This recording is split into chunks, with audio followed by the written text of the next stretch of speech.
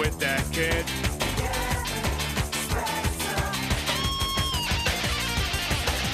And don't like you never did. You better not cross his path.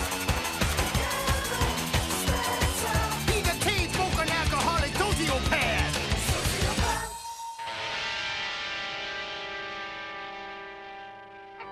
No need to get off the couch. We now return to our lunchtime matinee. Explorers of Adventure, another Canadian cinematic achievement shot in Montreal during the tax shelter 70s. I say, Professor, could this be the legendary lost continent of Aphasia? I dare not believe it, Tompkins. Hold me so I know it's real. Closer. Professor, this heat's making you starkers. Perhaps a song will keep our spirits up. Give me my ukulele.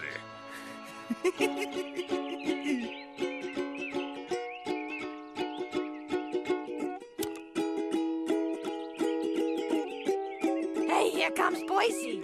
And he's carrying a big box of stuff. He should have gotten some help. He ain't gonna be able to open the front door carrying all that junk. See? I knew that was gonna happen. I don't know what that asshole's thinking sometimes. Hey, look what I got. Neighbors fucked over the tax department, so the government's selling all their shit in the lawn. Got a wine-making kit, knife, machete, even some porno and lawn darts. All for $2. Geez, I should have hung out with that guy more. Isn't all that stuff illegal? Just the lawn darts. Hey, boy, wanna have a sword fight? Oops. Shit.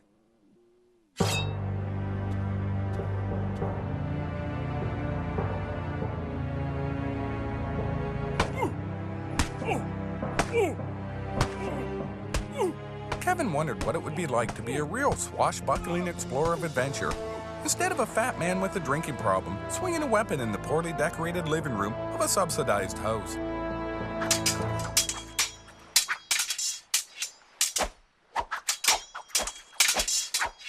Aye, arr, Captain. I thought we'd go over your schedule for the week, sir. At 9 p.m., we're gonna get drunk again. Hooray! Tomorrow, you'll sack the Dutch governor's residence on St. Kitts, free all the prisoners, and wed your pirate princess. Hooray! And then we'll have sex with our sexy Polynesian wife. Hooray! Tell us again, Walter Bob, how we'll all get drunk. Oh, yes, Captain. You'll be drinking from the finest liquor from around the world in sexy bottles with labels and everything. Hooray!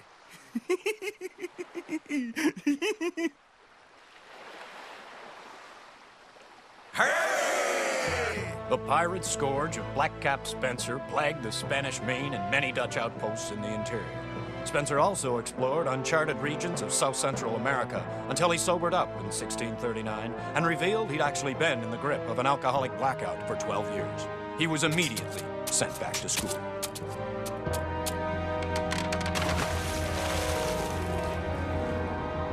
It's time to present your oral assignments in front of the class. Kevin? Kevin read his assignment and told everyone he wanted to be an explorer of adventure like Vasco da Gama or Carlos Castaneda. Oh, really? And just what were you planning on exploring? There's nothing left, Spencer. Thanks to satellites, we can see every square inch of this planet. There's no more unexplored jungles, no undefiled tribes or unmapped continents. Wait a minute. There's still outer space? It's a final frontier, for God's sake, you pitiful humans. Should you turn off your science fiction channel long enough to find a clue, Bo, you may remember mankind hasn't even been to the moon in 20 years and doesn't plan to soon. Sorry, children, but when it comes to exploring, it's been done.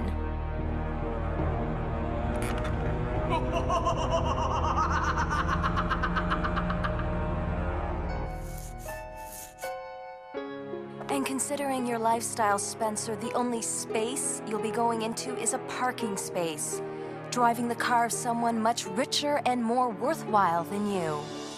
Kevin wanted to tell the old bag that he'd be paying her car a visit in the parking lot later, but he lost his train of thought before he could and wandered away thinking about rabbits. Now, if there are no further dreams I can ridicule, let's get back to our creative writing. Thank you. Thank you. I've written some free verse based on Homer's Odyssey. It inspired me because James Joyce called Ulysses the only truly complete man in the vast pantheon of Western literature. A homo! I'm not a homo, you son of a bitch! Who said that? Bo? Bo? Whoever said that, take it right back now!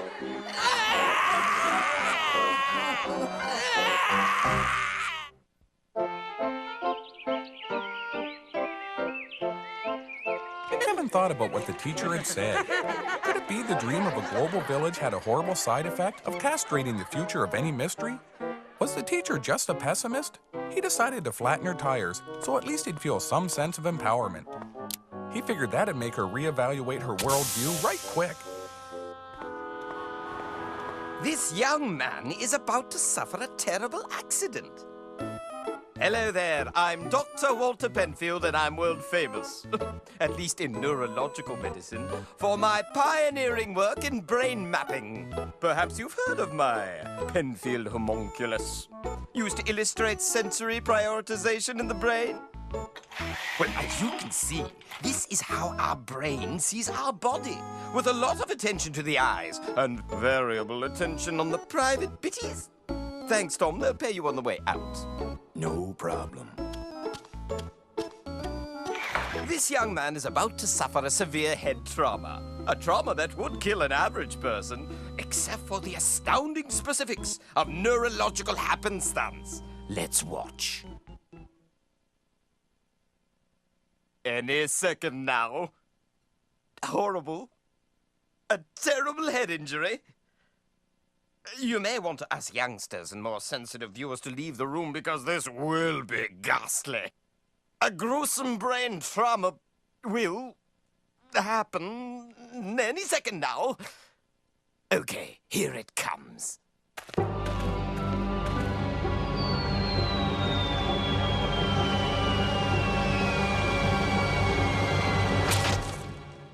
Hey, boy, I just lost the lawn dart over the house. Holy fuck! I killed him. Okay. If I get drunk now, I just might get 7 years for diminished capacity. Fuck, I done it now. Old lady's gonna have my nut. Now you're saying, but that child must be dead. Am I correct? Wrong. Let's look at the precedent.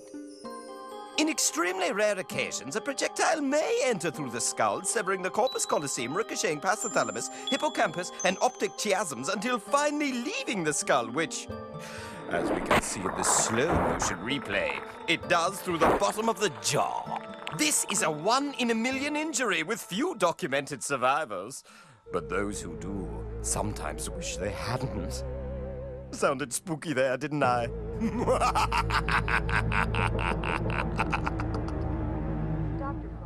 Young man. Oh, Kevin. You have a visitor from the Volunteer Performers Association.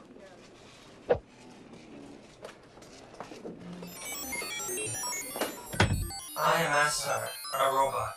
I can put my head back on. You can't, so play safe.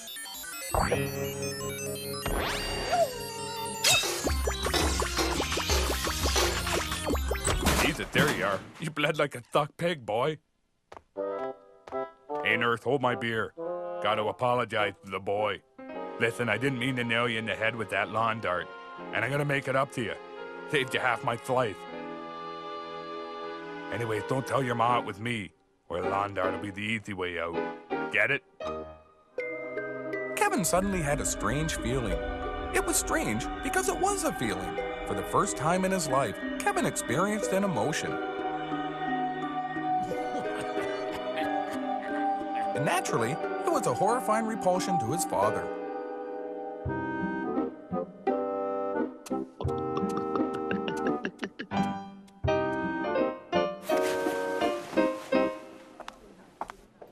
Wow, seems like I ain't been at a hospital in weeks.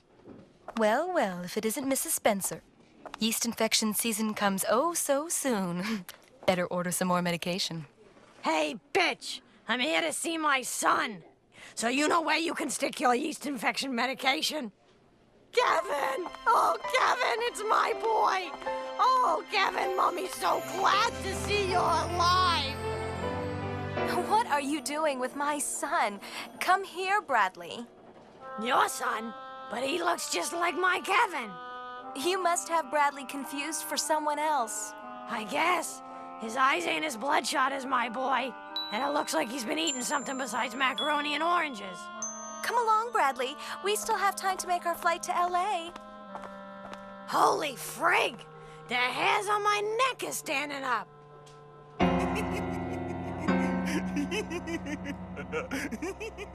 Okay, let's try this again. Oh, baby Kevin, I'm so happy to see you. Kevin started telling Mom and Dad how glad he was to see them. We're glad to see you too, boy. Shouldn't baby him so much. Then Kevin climbed out of bed and hugged Mom. Okay, that's a good boy. That's right. Mommy loves you. What the? Hey, you little fairy, get your friggin' hands off me. Oh, goddamn, that tears it.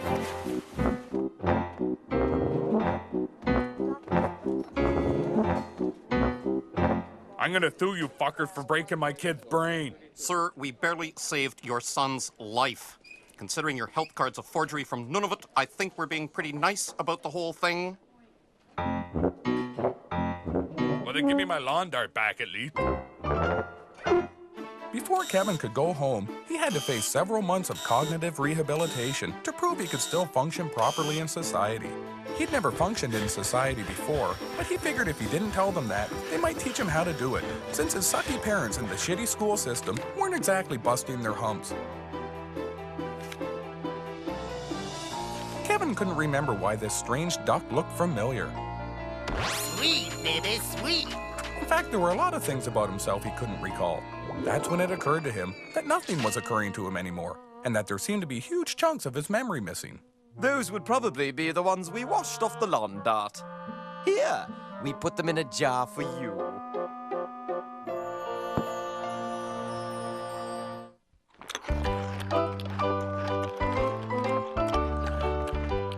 Kevin's folks were pretty happy that the boy had survived, at least at first, so they figured to do some celebrating. I'm telling you, this kid was a spitting image of Kevin. Only he had a nice haircut, and I didn't see no bugs on him or nothing. You don't think it could be? You said we was never supposed to talk about that in front of the boy. Just like that thing about how his you-know-what ain't normal side. I don't know. I think he's old enough now to know about his identical twin brother. Yeah, I guess he is old enough. Oh, fuck, I just drank his brain.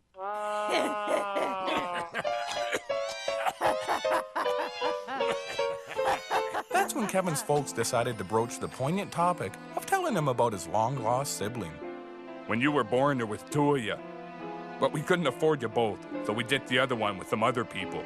And we kept you, a brave little hero. Yeah, instead of the smart one. I bet he wouldn't try and catch a lawn dart with his stupid head. Hearing that he had a brother really consumed Kevin in a sudden feeling of hope. Maybe he wasn't utterly disconnected from reality. Maybe if he could find his twin, he could find a way of erasing the vacuous loneliness of being trapped in a world of his inferiors.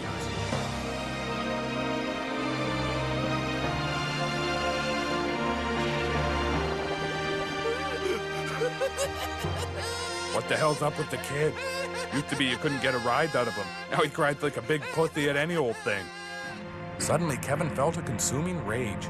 For the first time, he really felt it, and he told the old man he'd cry too if he had parents trying to shove lawn darts through his head. What? Boise? He's lying. I'm going drinking. I forgot my coat, but I'm still really pissed off. Oh, your daddy's sorry he hurt you, boy. That's why he sucks back to brewskis till he's only feeling sorry for himself. As usual, Mom was taking Dad's side. Then he remembered he liked drinking too, and got ready to head out and bend an elbow. It's just embarrassing is what it is. All right. He can come with me, but he's buying the first round.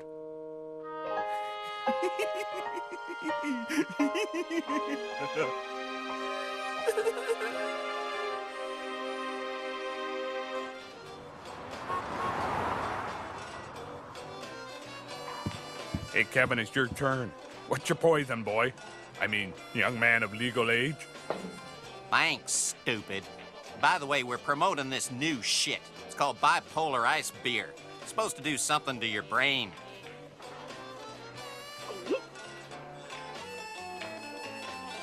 Better hope, though.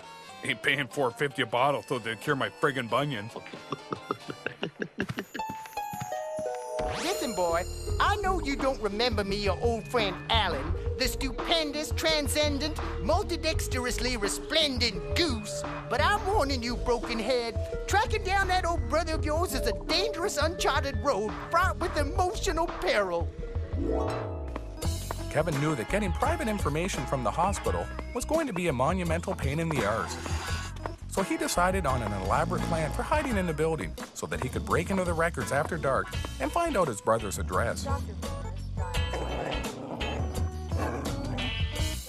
Well, hello there, young man. What a wonderful pleasure to see you again so soon. I thought your mother was taking you back to Los Angeles. We were going to mail these x-rays to you, but I can just give them to you here.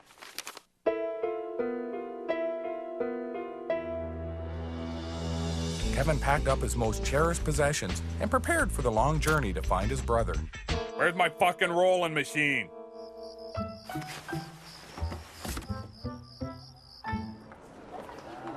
Attention. The 9 p.m. express to Winnipeg has disappeared mysteriously. Repeat, the bus has disappeared mysteriously. A new bus will be along as soon as we hose it out. Let's see here, Los Angeles by bus. Our most direct route is via Quebec City, Bangor, Maine, Providence, Rhode Island, the lost city of gold, and then transfer in Sault Ste. Marie, direct to LA. It's our express route.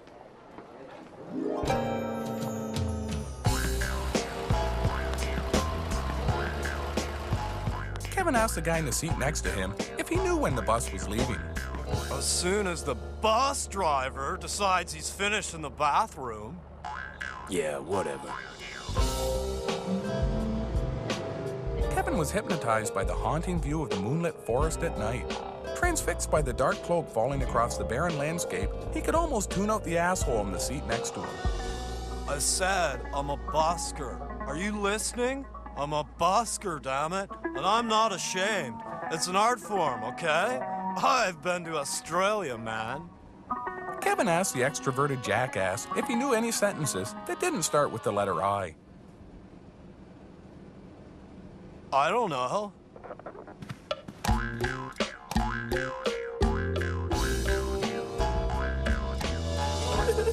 Hey, relax, kid. Here, I'll cheer you up by eating fire. Oh my God! Oh, dude, my beard! I'm burning! Kevin wanted to laugh at the asshole, forgetting what he deserved. But for some reason, witnessing the horrible agony simply made him disconnect, and he sensed that familiar feeling of nothing. Listen, Brokenhead, you keep trying to find your brother and you won't be happy. In case you haven't noticed, you have emotion. Now you can feel things, and that's pretty awful in a shitty world like ours. Famine, disease, war. Do you really want to feel all that? Hey, kid, calm down here. Where you heading, kid? You know, I see a lot of things driving this bus. Loners searching for meaning, people having sex in the back seats, and I can tell by looking at you that you got a mind for a wanderer. Look, kid, maybe I'm just a hydrocephalic victim of giantism driving a bus and posing for medical textbooks. But I know one thing for sure. The Hindenburg was no accident. Kevin was starting to wonder if searching for his brother really was such a good idea. After all, the company sure sucked. That's about the point the bus rolled off an embankment.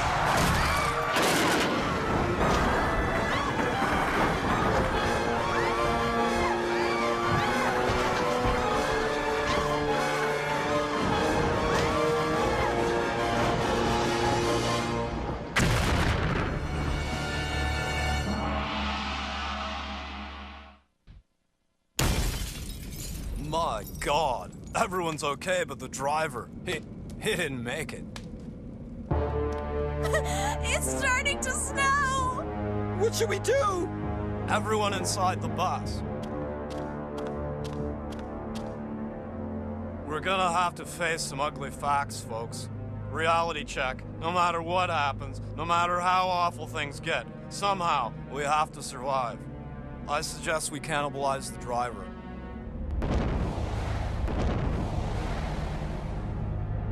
And so the living were forced to cannibalize the dead.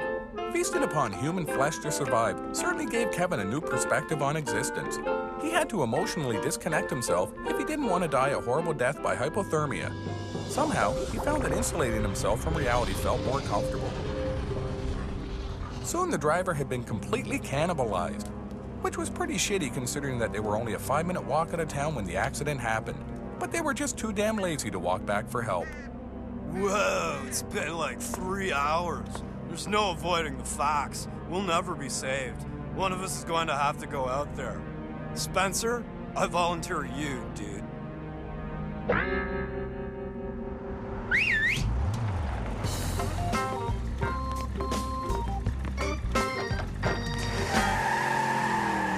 Oh, that's quite a story. Cannibalism. But you know, sometimes when you're in a tough situation, you have to make some tough choices. I come from a country where things aren't as nice as here. One time, our elevators got stuck between floors. We never thought they'd get us out, so we were forced to drink our own urine to avoid dehydration. But sure enough, 20 minutes later, they found us. Boy, did we feel awkward. When Kevin got back to town, he forgot about the other bus passengers. He also forgot about finding his brother. He'd always had a lousy memory on account of all the substance abuse, but since getting hit in the head with the lawn dart, it was way worse. As it turned out, Kevin never even came close to finding his brother Bradley, which was probably for the better, because their personalities were very similar, and they probably wouldn't have liked each other very much. And it was discovered that they had to cannibalize the bus driver's remains to survive. And speaking of cannibalization, here's a 1976 gem shot in Toronto about cannibal zombies who start their own car wash.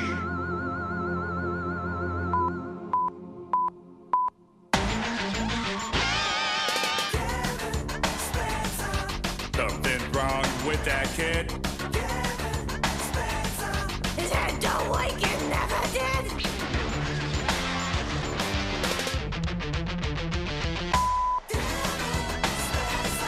You better not cross his path. He's a teen-smoking alcoholic sociopath. I said I'm a busker. Are you listening? I'm a busker, damn it.